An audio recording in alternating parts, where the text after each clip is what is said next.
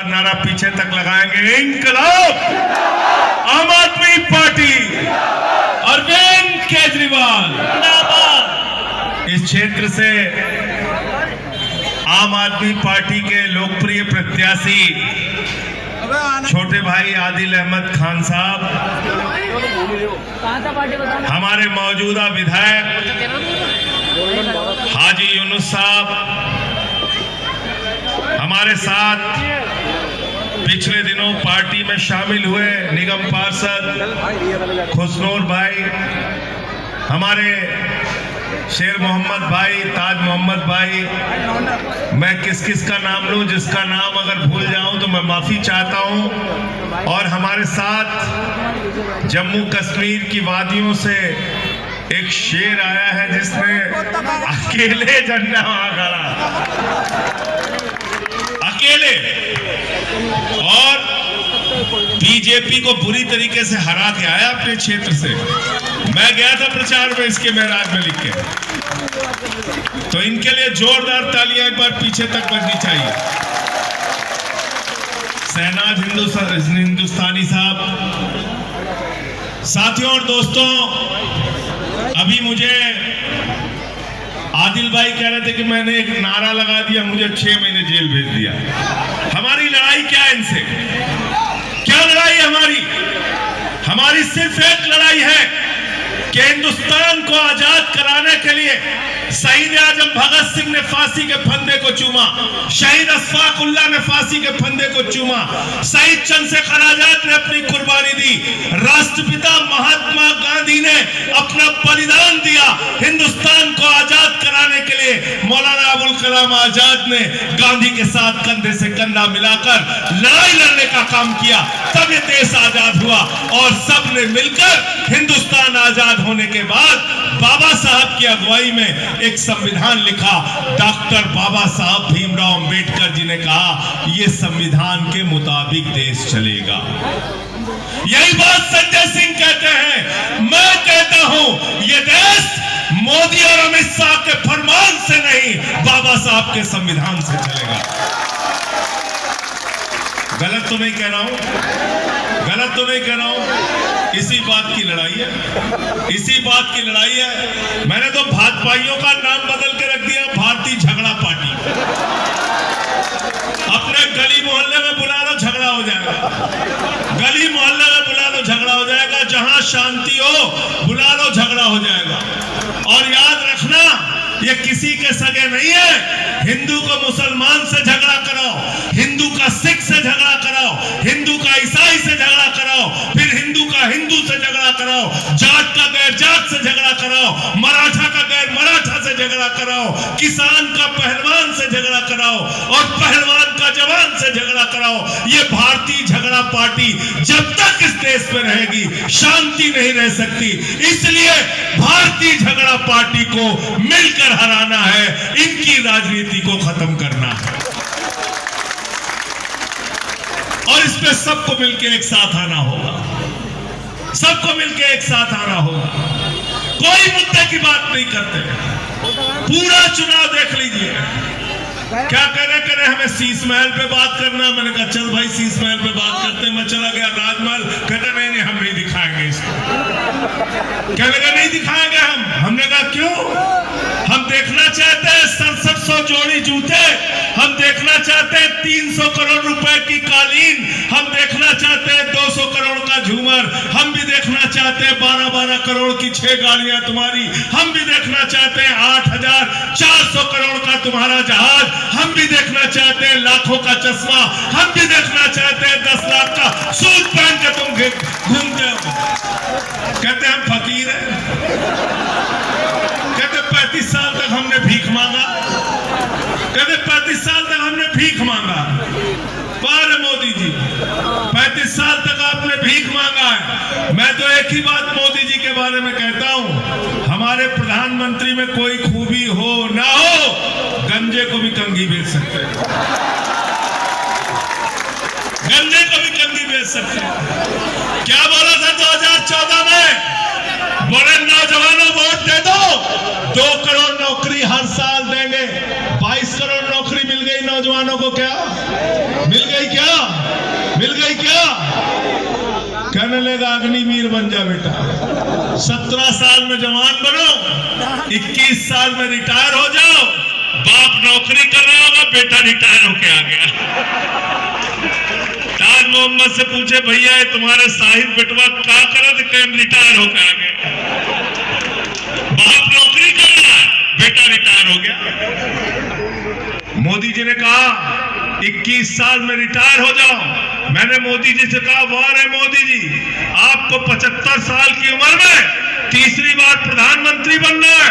आपका भतीजा जैसा जिसको पल्ला पकड़ना नहीं आता वो बीसीसीआई का चेयरमैन बनेगा, और हमारे घर का जवान 50 डिग्री टेम्परेचर में जैसलमेर में और -50 डिग्री टेम्परेचर में सियाचिन में भारत की रक्षा करेगा। ये दोहरी व्यवस्था हमें नहीं चाहिए। हमको हमारा हक चाहिए, रोजगार चाहिए, नौकरी चाहिए। उस पे बात नहीं करते। फिर क्या बोले, कहने लगे इतना काला धन लाएंगे, इतना काला धन लाएंगे, जहाज में भर भर के लाएंगे, ट्रैक्टर में लाद के लाएंगे, बैलगाड़ी पे लाद के लाएंगे, हर आदमी के खाते में कितना जमा कर देंगे। सबको याद है, कोई भूला नहीं। 15 लाख आ गए, 15 पैसे नहीं आए, 15 पैसे नहीं आए। हाजी यूनुस साहब मुझे बता रहे थे कि इनके घर में 1500 की नोट छिपा के संदूक में जो मैडम ने रखा था, मोदी जी ने कहा लाइन में लग के इसको जमा कर दो, यही काला धन है। उसको भी जमा करा लिया, उसको भी खाली करा लिया। कहने लगे 15 अगस्त 2022 तक सबको पक्का मकान देंगे। आज तक उसका पता नहीं। किसानों के फसल का दाम दोगुना कर देंगे, आज तक उसका पता नहीं। मुझसे लोगों ने कहा ये बीजेपी के बारे में आपकी क्या सोच है? मैंने कहा ये बड़का झूठा पार्टी है। सबसे ज्यादा नाराज लालू यादव जी चल रहे हैं इनसे। मैंने कहा क्यों नाराज है? कहने लगे हमारे 7 गो बेटा बेटी, हम और राबड़ी, सबसे ज्यादा पैसा हमारा आने वाला था, आज तक नहीं आया। उनको भी 15 लाख का इंतजार था। तो इनसे सावधान रहना है। इनको देश से मतलब नहीं, इनको इंडिया से मतलब नहीं। देश के प्रधानमंत्री को सिर्फ एक आदमी से मतलब है, जिसका नाम है अडानी। आकाश में चले जाओ तो जहाज अडानी का, जमीन पे आ जाओ तो एयरपोर्ट अडानी का, सड़क अडानी की, बिजली अडानी का, पानी अडानी का, सेल अडानी का, बेल अडानी का। अब पाताल में चले जाओ तो कोयला अडानी का, गैस अडानी का। आकाश से लेके पाताल तक हिंदुस्तान को नीलाम करने का काम नरेंद्र मोदी ने अडानी के हाथों में किया है।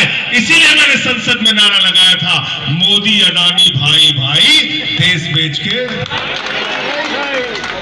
नाराज हो गए, मुझे 6 महीने जेल भेज दिया। मैं निकल के आया, पछताने लगे, बोले जेल में ही था, ठीक था। 4 गुना ज्यादा और बोलने लगा। मैं मोदी जी से कहना चाहता हूं और बीजेपी वालों से कहना चाहता हूं, जब तक जिंदा हो तुम्हारी नफरत की राजनीति के खिलाफ लड़ता रहूंगा। एक बात कान खोल के सुन लो, जब तक जिंदा हूं तुम्हारी नफरत की राजनीति के खिलाफ लड़ता रहूंगा।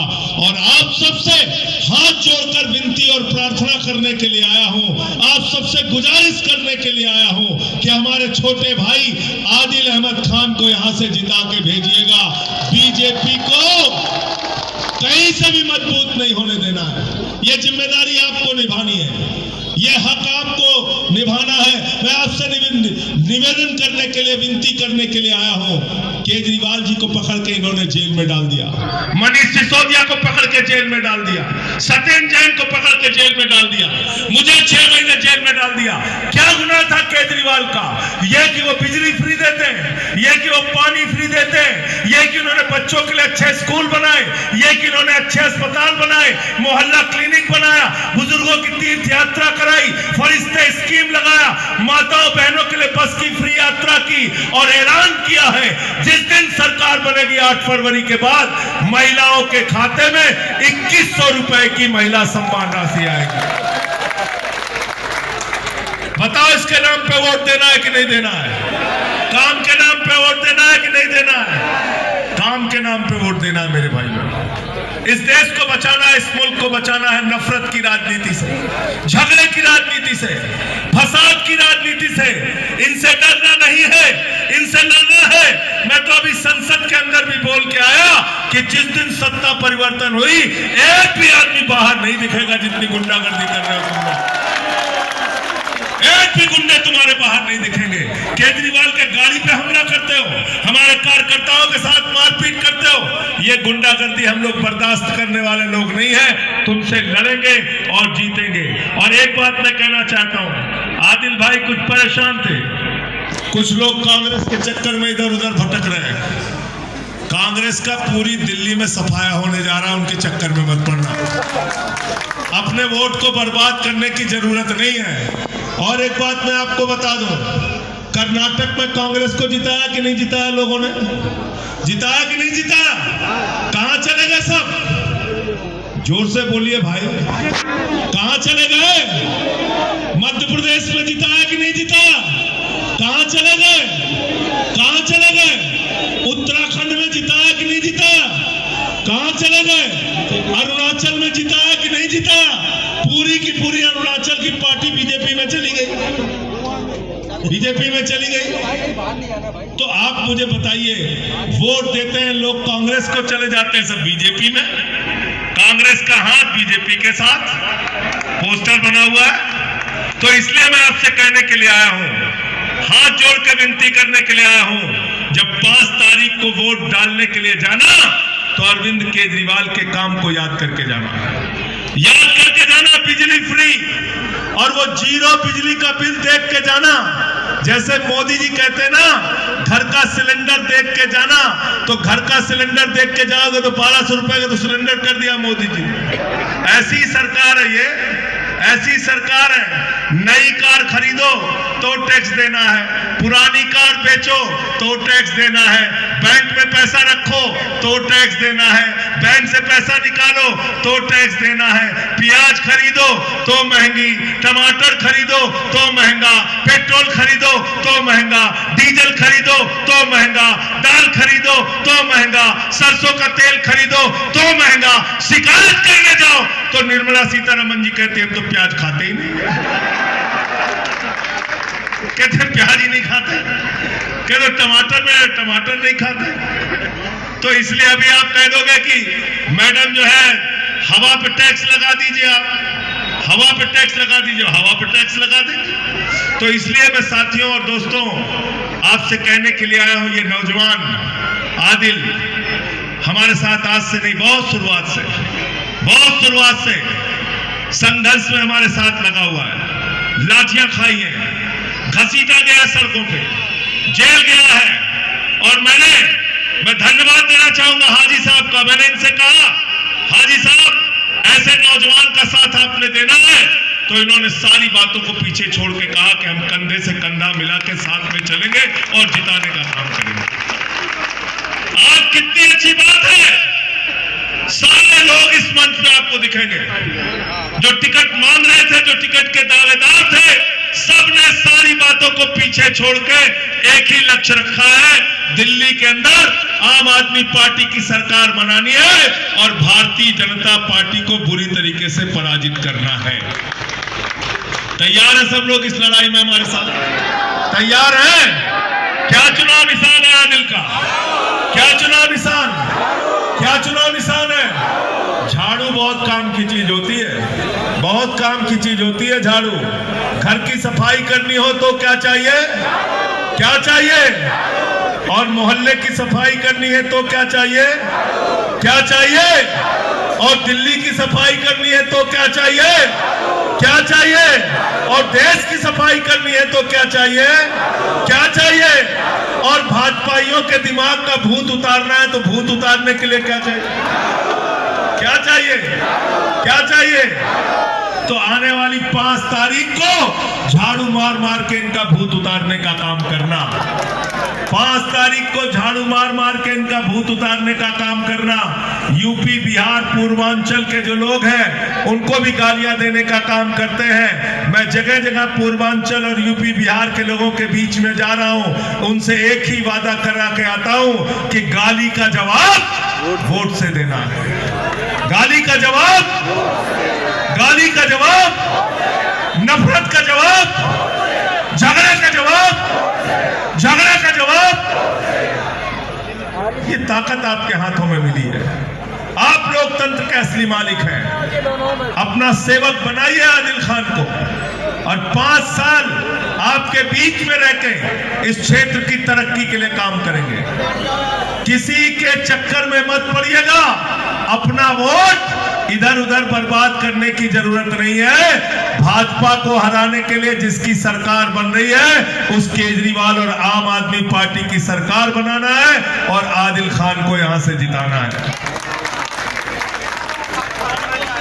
पीछे तक हाथ उठा के बताइए, तैयार है सब लोग? दोनों हाथ हवा में, दोनों हाथ हवा में। इंकलाब